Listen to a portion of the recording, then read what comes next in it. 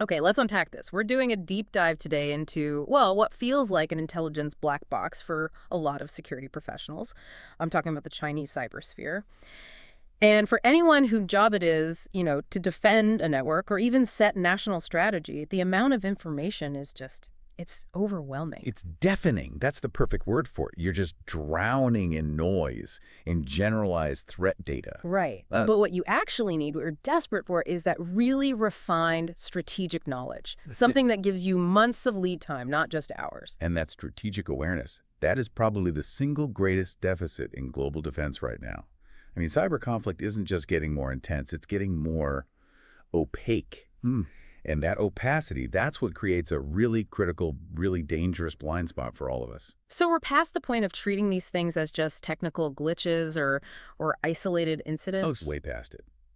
These are geopolitical maneuvers, plain and simple. They're just being executed digitally. Okay, so give us some of that hard context. When we say China's cyber presence, what are we actually talking about? What are organizations really up against right now? Well, the sources we're looking at paint a very, very clear picture of persistent, high-level activity. This isn't script kiddies. We've all seen the reports on sophisticated campaigns like Volt Typhoon, Right, Volt Typhoon. a group that's notorious for using simple, legitimate network appliances, even things like home routers, To hide. to hide deep inside target networks.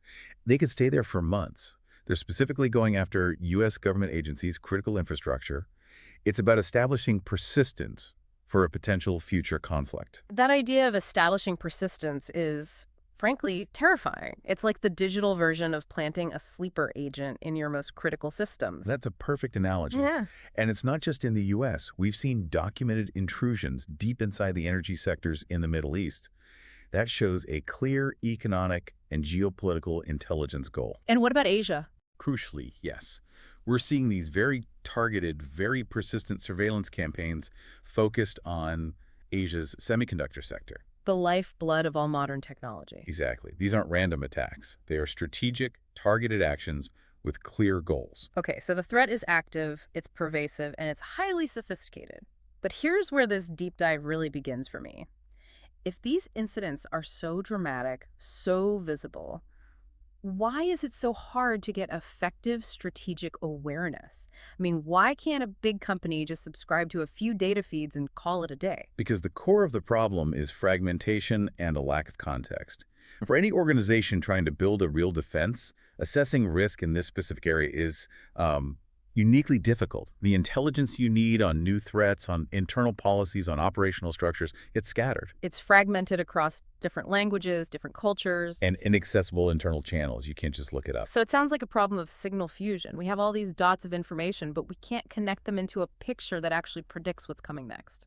It's even deeper than just data volume. And it's certainly much, much deeper than running everything through Google Translate. Right. The obstacles are structural. Think about trying to interpret, say, a subtle change in the Chinese Communist Party's internal language, or a small shift in some provincial regulation.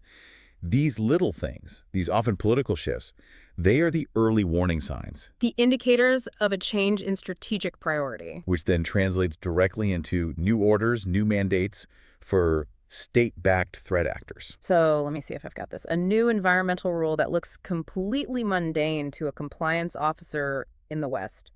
That could actually be a 6-month warning that a specific industry is now a top priority for intelligence gathering. Precisely. And Yeah. if you don't have local specialized analysts who understand that policy nuance, you just miss the context completely. You see the attack when it hits your network. But you missed the regulatory signal that basically forecasted that attack 6 months ago. And that context gap means that your generic global threat intelligence, while it's useful for other things, it creates a huge and very expensive blind spot when you're dealing with China. That is a really crucial insight for anyone listening. It means the only way to get ahead of this, to move from being reactive to being proactive, is through trusted, localized monitoring. Otherwise, you're always just waiting for the attack to happen to confirm what the policy shift already told you. Which brings us to the need for a solution that specifically bridges these gaps. If that's the problem, the solution has to be built for synthesis, not just for data collection. Here's where it gets really interesting, especially for anyone listening whose job involves setting defense strategy or, allocating a budget. We're looking at a product designed specifically for this challenge, the Cyber Affairs Biweekly Report. So, for the strategists, for the executives out there, what does this report actually do that a standard intelligence feed can't? This is really where the specialization from Team T5 comes into play. The report isn't just, summarizing news from the internet. It's distilling highly focused research from the Asia-Pacific region. And it's done by analysts who are embedded there, who have that deep contextual understanding we were just talking about. That specialization is the engine. And what kind of information is it focusing on? I'm guessing it's not just a big list of technical indicators for APTs. No, absolutely not. The real value is how it connects the dots across 4 critical areas: Chinese policies, regulatory changes, specific APT activity, and information operations, or, influence campaigns. So it's the linkage between them. That's the key. The report's predictive power comes from actively connecting a public-facing policy shift to the new tactics being used by a known APT group. Okay, so the report doesn't just say APTX is active. It says APTX is now targeting this industry because of policy Y that was announced 3 weeks ago. That gives you the why, and the why is everything for making a strategic decision. Correct. That policy and regulation piece is the strategic layer. It's what makes the operational intelligence truly actionable. So tell us about the structure. If I'm a busy CISO, how is this content delivered? How do I actually use it? It's published bi-weekly. That cadence gives you 24 highly focused issues every year. And each issue isn't just a list of events. It's structured to include link analysis and, crucially, a tailored risk assessment. So it moves you from just raw data to a strategic outlook. It allows an executive to take this really nuanced APAC intelligence and plug it directly into their global planning. 24 chances a year to correct your course based on specialized knowledge. That's pretty significant. But I have to ask the strategic question here. If you're so hyper-specialized on China, don't you risk creating another kind of blind spot? What about tracking influence from, say, Russia or Iran, who might be using Chinese infrastructure? That is a critical question. And it really gets to what makes this approach unique. The solution is in its integration feature. It's not about looking at one region in isolation. The regional observations, that deep APAC intelligence, are constantly being connected with analysis of cross-border activity. Okay. So the local insights are like a powerful lens you use to examine the entire global threat landscape. It's not a filter that blocks everything else out.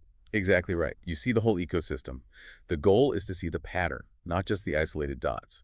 If a policy shift in Beijing creates a specific type of vulnerability, you can bet that multiple actors globally might try to exploit it. The report makes that connection explicit. And that brings us back to bridging that really painful gap, the language and the culture. We said local analysts are essential, but what do they bring that a machine translation engine just can't? They provide contextualized insight, which means they interpret the intent and the implication, not just the words on the page. They understand the official narratives versus the unofficial ones, the specific tone used in state media, the political weight behind certain phrases.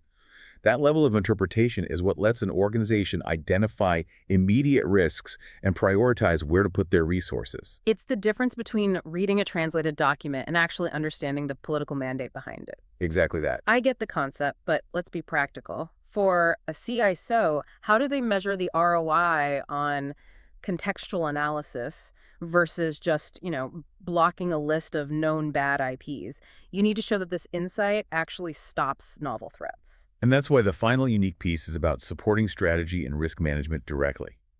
The analysis isn't just for general awareness. It's designed for immediate operational use. It synthesizes policy changes, trends, and risk assessments that you need for resource allocation. We're providing the intelligence to justify why you need to move budget from one defense area to another 6 months before a new attack campaign even starts. So it's not academic reading material, it's a strategic justification tool. Absolutely.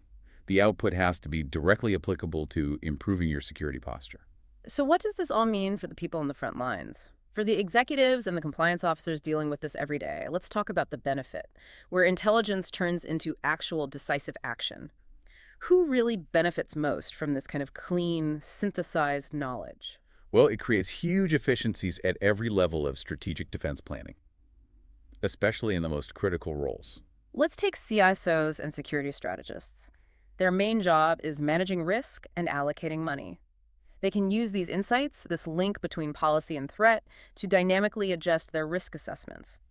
If they see a policy signaling a new focus on IP theft in their industry, they can harden those specific assets preemptively, months ahead of an attack. Then you've got your government and compliance officers. They are under constant pressure to track policy, regulations, information warfare. This gives them a single, reliable source of contextual truth that they need to forecast what compliance challenges are coming down the line. And drilling down even further, what about the risk and legal teams? Oh, they absolutely need this. This kind of localized information helps them strengthen compliance and manage legal exposure.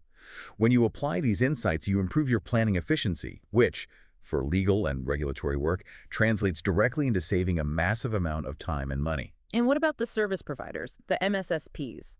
For security service providers, this intelligence is a tremendous boost to their advisory depth.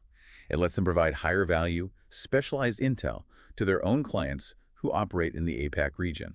It elevates them from just being a generic security consultant to a strategic geopolitical defense advisor. So ultimately, this report is like a precision filter. It bridges the two biggest things holding back effective defense, the language barrier and just the overwhelming fragmentation of information. And it helps organizations not just survive, but actually maintain a strategic advantage in this constantly shifting landscape. If we connect this to the bigger picture, it's really this. The complexity of the Chinese cybersphere means we have to stop relying on generic global intelligence. It's just not sufficient for this particular adversary. The whole goal is to get past that paralysis from information overload, to help organizations move from just collecting data to confidently making strategic decisions based on real foresight. So what does this all mean? The challenge we're all facing isn't just a lack of technical reports. It's a deep strategic knowledge deficit. And it's held back by fragmentation and those huge language and cultural barriers, forcing everyone to be reactive.